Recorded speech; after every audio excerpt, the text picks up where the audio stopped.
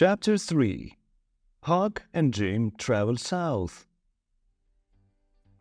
For some days, everything went along quietly, but we were getting bored. We wanted to know what was happening in town, and so I decided to go and find out.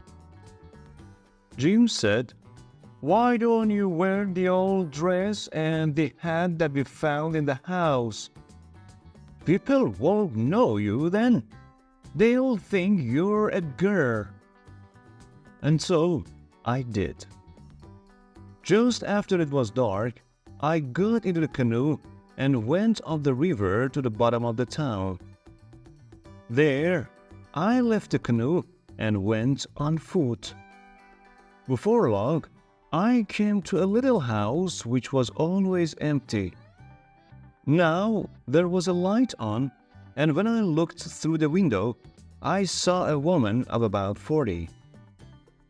She was a stranger, and that was good because she didn't know me. So I knocked on the door. "I must remember that I'm a girl," I said to myself. The woman opened the door.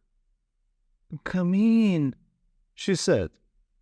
She looked at me with her little bright eyes.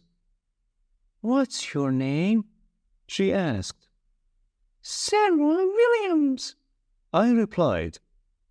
"I'm going to see my uncle on the other side of town. My mother's ill, you see, and she needs help." "Well, you can't go there by yourself now. It's too dark. My husband will be home in about an hour. Wait for him and he'll walk with you."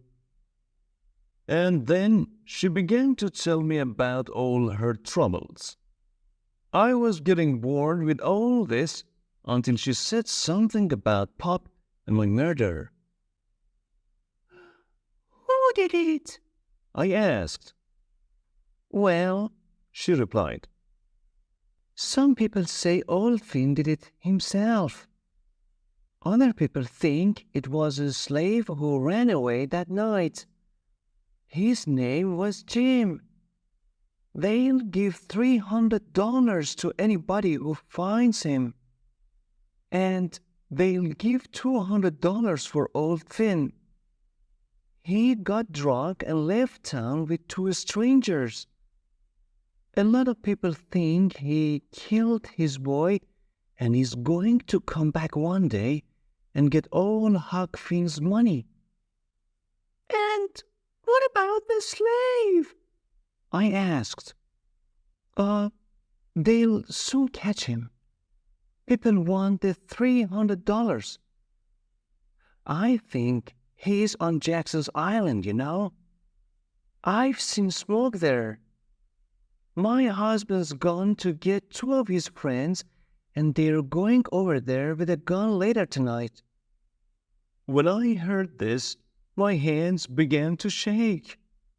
The woman looked at me strangely, but then she smiled and said kindly, "What did you say your name was?" Mary Williams." "Oh," she said. "I thought it was Sarah." Well, yes, it is. Sarah Mary Williams. Some people call me Sarah, and some people call me Mary, you see?" "Oh, do they?" She smiled again. "Come on now. What's your real name? Bill? Bob? I know you're not really a girl." So then I had to tell her another story with a different name, and I said I was running away. She said she wouldn't tell anybody and gave me some food before I left. I hurried back to the island and Jim. "Quick, Jim!" I cried, waking him up. "They're coming to get us."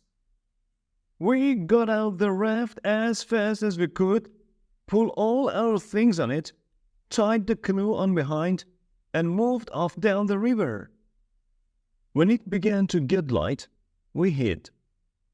When it was dark again, we traveled on. On the fifth night, we passed St. Louis, and we decided to go on down to Cairo in Illinois, sell the raft there, and get a boat to Ohio. There are no slaves in Ohio. We slept for most of that day, and we began our journey again when it was dark. After some time, we saw lights on the Illinois side of the river, and Jim got very excited. He thought it was Cairo. Jim got the canoe ready, and I went off in it to take a look at those lights. But it wasn't Cairo. After that, we went on down the river. It was very dark that night, and it wasn't easy to see where we were going. Suddenly, a big steamboat came at us very fast, and the next minute, it was right over us. Jim and I jumped off the raft into the water. The boat hit the raft and went on up the river. When I came up out of the water, I couldn't see Jim anywhere. I called out his name again and again, but there was no answer. He's dead, I thought. Slowly, I swam to the side of the river and got out. I saw that I was near a big old wooden house. Suddenly, a lot of very angry dogs jumped out at me. They made a terrible noise, and someone called from the house, "Who's there?" "George Jackson," I answered quickly. "I've fallen off a riverboat." Well, the people who lived in that house were very kind, and they took me in and gave me some new clothes and a good meal. I told them that my family were all dead, so they said I could stay with them as long as I wanted. It was a beautiful house, and the food was good there, so I stayed. A few days later, one of the slaves in the house came to me and said, "Come with me." Together, we went down to some trees by the river. "In there," he said, and went away. On the ground, I found a man asleep. It was Jim. I was really pleased to see him. When the steamboat hit the raft, Jim told me, the raft didn't break up. Jim swam after it and caught it.